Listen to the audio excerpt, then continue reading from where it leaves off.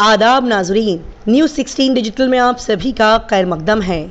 कर्नाटका हुकूमत की जानिब से कैबिनेट रैंक चीफ विप का अहदा एमएलसी सलीम अहमद को हासिल हुआ। जी नाजरीन, हुकूमत कर्नाटका की जानिब से कैबिनेट रैंक चीफ विप का अहदा एमएलसी सलीम अहमद को मिलने पर उन्होंने बेंगलोर की सिटी जामिया मस्जिद को पहुंचकर मौलाना मकसूद इमरान अशादी साहब से मुलाकात की। मौलाना मकसूद इमरान अशादी साहब ने एमएलसी सलीम अहमद को कैबिनेट रैंक के चीफ विप की जिम्मेदारी और अहदा मिलने पर सलीम अहमद को ढेर सारी मुबारकबाद दी। सऊदी अरब हुकूमत की दावत पर शाही मेहमान के तौर पर हज की सआदत हासिल होने पर मौलाना मकसूद इमरान रशादी साहब को भी सलीम अहमद ने दिली मुबारकबाद पेश की। फिर मौलाना साहब ने सलीम अहमद के बारे में कहा कि सलीम अहमद एक तजुर्बेकार सियासतदान हैं। चीफ विप का अहदा उन्हें दिया गया है तो वो बेहतरीन तरीके से इस जिम्मेदारी को निभाएंगे। कानून साज काउंसिल में भले ही कांग्रेस को इस वक्त अक्सरियत हासिल नहीं है, लेकिन बता दें कि पार्टी माइनॉरिटीज़ और दीगर कैटेगरीज दीगर तबकों के मसले मसाइल को हल करने की पूरी कोशिश कर रही है। आइए देखते और जानते हैं इस खबर की मज़ीद तफसीलात। क्या उनसे आपने गुजारिश की? अल्लाह का शुक्र है कि माशाअल्लाह अली जनाब इज़्ज़त माब सलीम अहमद साहब कांग्रेस के नायब सदर रहे पार्टी के, और उसके बाद माशाअल्लाह आपको एमएलसी का भी पोस्ट हासिल हुआ।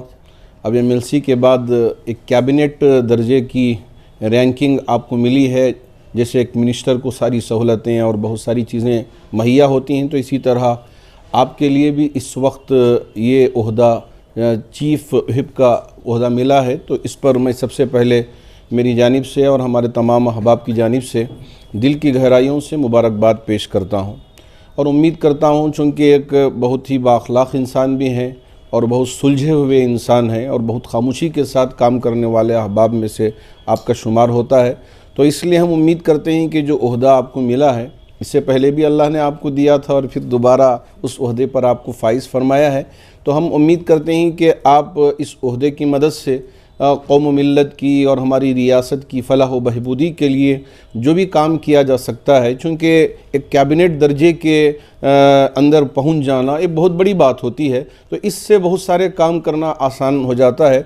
हम उम्मीद करते हैं कि जो ओहदा इस वक्त आपको मिला है उसके ज़रिए से मज़ीद आप जो भी मसाइल पेश आएंगे, उन मसाइल उम्मीद करता हूं कि पेश ही ना आए, अगर पेश आते हों तो आप पूरे जज्बे के साथ उन मसाइल के हल के लिए इंशाअल्लाह कोशा रहेंगे और पूरी कोशिश करते रहेंगे।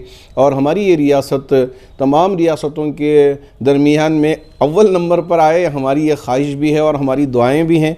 और इस वक्त ये पूरी टीम जो कांग्रेस की है बहुत बेहतर तरीके से काम कर रही है, और अच्छा बजट भी अभी हमारे वज़ीर आला सिद्धरामैया साहब ने पेश किया है। हम उम्मीद करते हैं कि ये सारी टीम मिलकर हमारी रियासत में तरक्की की तरफ ले जाने की पूरी कोशिश करेंगे। अल्लाह करे कि अल्लाह सलीम साहब के भी और जितने हमारे अहबाब हैं, बिज़ट ज़मीर अहमद ख़ान साहब हों, नसीर साहब हों, और इसी तरह यूटी ख़ादर साहब हों, और हमारे रहीम ख़ान साहब, ये सब इनको मिनिस्ट्री मिली हुई है, मिनिस्ट्री का दर्जा मिला है, तो ये सब आपस में इत्तिहाद के साथ, और ऐसे ही जितने एमएलएस हैं जिसमें रिजवान अरशद साहब हैं, और इसी तरह हमारे आसिफ सेठ साहब हैं, और हमारे इकबाल साहब हैं, और कनीस फ़ातिमा साहिबा हैं, और हमारे यानी हारिस साहब हैं, और दूसरे एमपी साहब हैं। ये सब मिल के आपस में इत्तिहाद के साथ एक दूसरे के मशवरे के साथ हमारी इस रियासत को तरक्की की तरफ ले जाने की पूरी कोशिश करेंगे। मेरी नेक ख्वाहिशात भी हैं और मेरी दुआएं भी हैं, और ख़ास तौर पर हमारे सलीम साहब के साथ। तो चंद एक मसाइल भी जो है बरकरार हैं, जैसे 4% का रिजर्वेशन का मामला है, काउंसिल ऑर्डर जैसे चंद एक कानून जो साबिका हुकूमत ने फ़ैसले लिए थे, तो वो जो है अपनी जगह बरकरार है। हुकूमत बदलने के बावजूद भी कोई इस पर अमल नहीं हुआ है। इस सिलसिले में वज़ीर आला ने ख़ुद भी कहा है, और आपने भी अभी हमारी गुफ्तगू में कहा कि जो कानूनी तरीके से इन मसाइल को हल किया जाना चाहिए उसी तरीके से अगर हल करते हैं तो वो सारे मसाइल बहुत आसानी से हल हो जाएंगे। वो उसके लिए कानूनी और जो भी दाव पेश होते हैं तो उनको ये सामने रख कर उसको हल करने की मुकम्मल तौर पे कोशिश कर रहे हैं। तो हम उम्मीद करते हैं कि अब यहाँ 2B कैटेगरी में बच्चों को दाखिला लेने में किसी तरह की कोई परेशानी नहीं है, इसलिए कि सुप्रीम कोर्ट ने इनको इजाज़त दे दी है। अलबत्ता ये जो कानून जो इन्होंने बनाया था इससे पिछली हुकूमत वालों ने उसको मुकम्मल तौर पे ख़त्म करने के लिए कानूनी रास्ता वो इख्तियार कर रहे हैं। हम उम्मीद करते हैं कि बहुत जल्द इस मामले को इंशाअल्लाह ख़त्म करेंगे और मुसलमानों को भी राहत मिलेगी। और साथ ही साथ जो कॉन्सुलेटर की बिल है, अब ये सेशन भी चल रहा है तो इसके ज़रिए जो भी हो सकता है हम चाहते हैं कि क़ानून के दायरे में आपसी इत्तेहाद के साथ बहुत ही मुस्बत अंदाज में, ताकि आगे चलकर किसी तरह की कोई परेशानी ना हो, तो कदम को फूंक फूंक के रखना चाहिए। हम उम्मीद करते हैं कि ये सुलझे हुए अहबाब हैं, ये सब मिलकर इंशाअल्लाह जल्द अज जल्द इन सारी चीज़ों को ख़त्म करके, अभी आपने देखा कि बकरीद गुजरी और अल्लाह का शुक्र है कि हमारे मुसलमान भाइयों ने बहुत ही इत्मीनान के साथ ईद को उन्होंने सेलिब्रेट किया और बहुत पुरअमन तरीके से ईद को मनाया। इसी तरह आगे भी इन सारे मसाइल को ख़त्म करके एक अच्छा माहौल बनाने की ये हुकूमत कोशिश करेगी। हमारी नेक ख्वाहिशात भी हैं और हमारी पूरी कोशिशें भी हैं। क्या आज जो है चीफ विप बनने के बाद